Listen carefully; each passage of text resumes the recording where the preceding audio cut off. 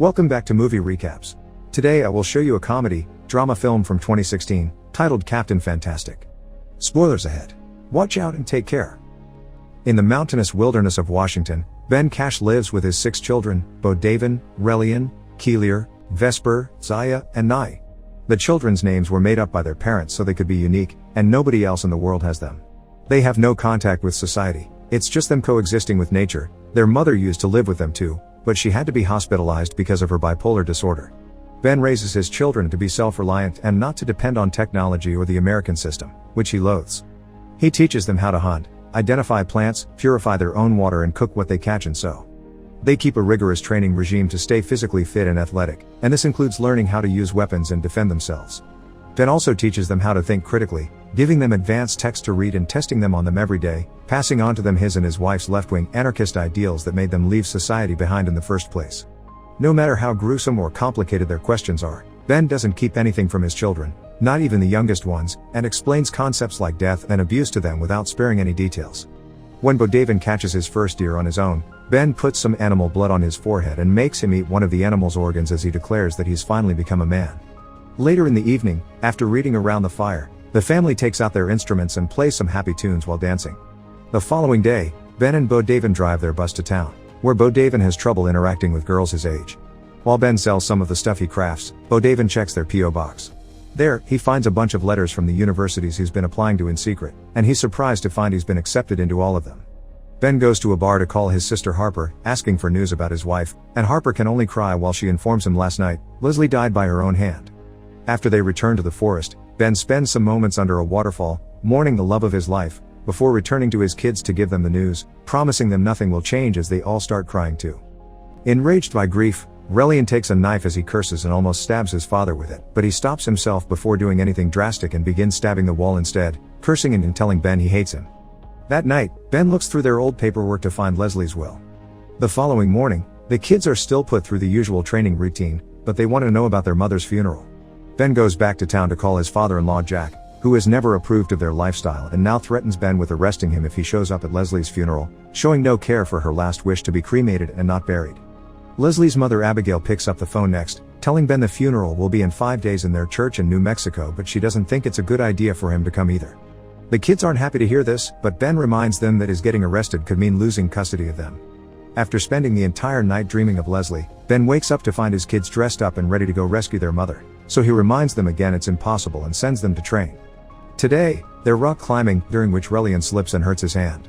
Instead of helping him or comforting him though, Ben guides him to withstand the pain and keep going, reminding him there will be times he'll have nobody to help and he needs to know how to survive on those occasions. Once training is over, Ben notices the kid's mood is really low, so he decides they'll be going to the funeral after all. They spend long hours on the road, only parking to sleep or stopping by the bank to withdraw some money. On their second day of traveling, they're stopped by the police, who checks Ben's license and registration, then enters the bus when he notices the kids aren't at school and there is a bunch of books around. To scare him off, Bo Davin explains they're homeschooled under the eyes of God, and together with his siblings they begin singing a Christian song. This is enough for the cop to leave them alone. After many hours of traveling, they stop near a flock of sheep, but the kids don't dare shoot them because they're just standing there. Since they're hungry, they go to a diner, and the siblings get excited about possibly trying out some foods they never had before, like hot dogs, pancakes, and cola, which Ben calls poison water. Seeing as there isn't any real food on the menu, Ben takes the kids away without ordering and they go to a supermarket instead. There, Ben pretends to have a heart attack, and while everyone at the market is busy checking on him, his kids steal some food and run out of the place without being noticed. Only one of them stays behind to give Ben a fake pill that he takes to pretend to feel better so he can leave as well. Afterward, they go to a nearby park to eat what they stole, and Ben reveals a cake because they'll be celebrating in advance Noam Chomsky Day, a holiday they made up after the famous philosopher. Ben has brought weapons for everyone as gifts, but Relian isn't happy. He wishes they could celebrate Christmas like normal people. His father asks him to present a case and make a good argument, but Relian isn't in the mood for it and just returns to the bus. Their traveling eventually takes them to Ben's sister's house. Harper lives with her husband Dave and their sons Justin and Jackson, who make fun of the siblings for not knowing famous brands. Things get awkward over dinner because Ben doesn't hold back when it comes to sensitive topics and explains everything in detail, which Harper and Dave don't want their kids to listen to. They go outside and argue about it, so Ben apologizes for not respecting the way things are done in her home. Then the kids come out too because they'll be sleeping in the garden, ignoring the fact Harper prepared the rec room for them. The following morning, Harper and Dave confront Ben and tell him the kids need to go to school and learn about the real world, to which Ben responds by calling her boys and Zaya over. Harper's sons can't answer what the Bill of Rights is, but Zaya can, proving the education they're getting from him is just fine. Shortly after, they go back to the road, and after a bunch of hours traveling, this time they take a break at a motorhome camping site. There, Bo Davin meets a girl his age called Claire, who thinks he's a little weird but enjoys talking to him anyway. Bo Davin tells him they're from Paris, that his dad is writing a book, and his mom works on some classified stuff for the government, but he fails to understand many cultural references she makes. They still end up making out, which blows Bo Davin's mind, and when Claire's mother finds them, he gets on his knees and asks for Claire's hand in marriage after giving a touching speech about how she opened his mind and his horizons. The two women laugh, thinking he's joking, and return to their own van.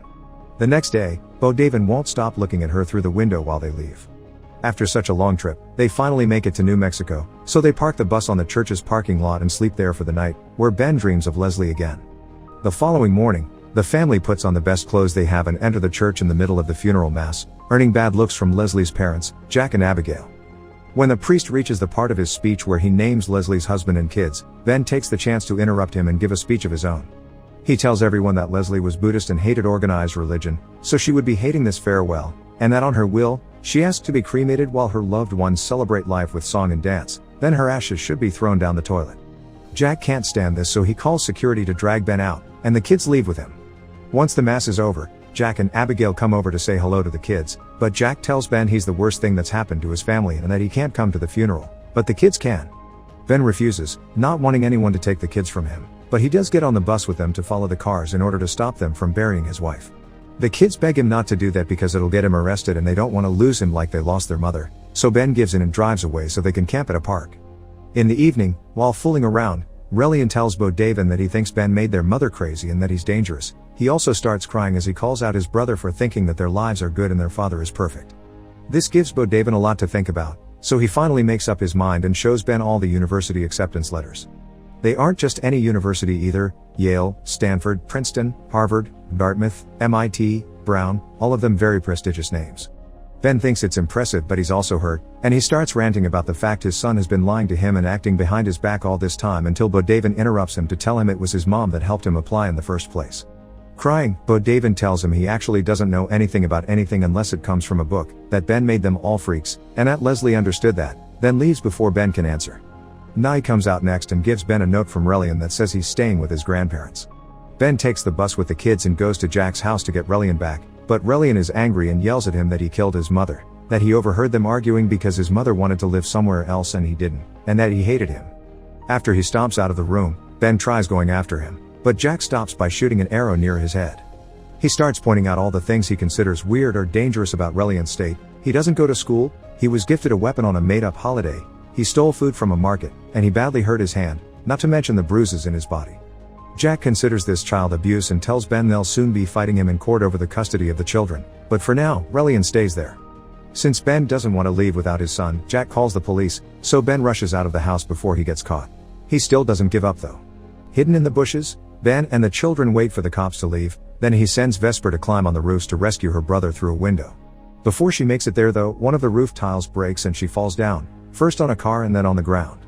Vesper is rushed to the hospital, and after running some tests, the doctor tells Ben that she has a concussion but thankfully no brain damage, just a broken leg. He points out however that if she had hit her spine a few millimeters lower, she could have died or gotten paralysis. While Vesper recovers, the family stays at Jack's house, and Ben watches how his kids actually have a good time with their grandfather. Abigail takes the opportunity to give him some letters Leslie wrote before Ben asked her parents to get her treatment. They tell her mother that she doesn't need to pick her up anymore, because she and Ben had created the perfect place to live in, that her children would be philosopher kings, and that all this made her very happy, so she wants to get better there with them. Realizing he's made a mistake, Ben tells the children that from now on, they'll live with their grandparents. The kids protest, but Ben sticks to his decision, explaining that he would only ruin their lives. After asking Jack to take good care of them and shaking his hand, Ben leaves on the bus, crying. When he stops at a market for some food, he decides to also buy an electric razor and shave his beard to start this new phase in his life. The following night, while he's camping, he's found by his children, who are surprised by the lack of beard. Relian tells him he doesn't actually hate him, he just wishes he had helped their mother, and Ben agrees before apologizing. After quoting Chomsky, they finally convince their father to rescue their mother, so the family makes their way to the cemetery on their bus, where Bo Davin shaves his head to match his dad when it comes to marking a new phase in their lives. At the cemetery, they dig out their mother's casket and, after refilling the grave so nobody can tell is empty, they take Leslie to the beach, where after a touching speech, they cremate her while singing her favorite song, Sweet Child of Mine. Sometime later, they go to the airport to throw her ashes in the toilet as she wanted. Then they say their goodbyes to Bo Davin, who is flying abroad to see the world. From then on, Ben and his kids start living in a little house in town. He still teaches them how to coexist with nature, but he also allows them to go to school, finding a perfect middle point between his ideologies and their well-being. Make sure to subscribe and turn on notifications so you can watch more videos like this. Thanks for watching.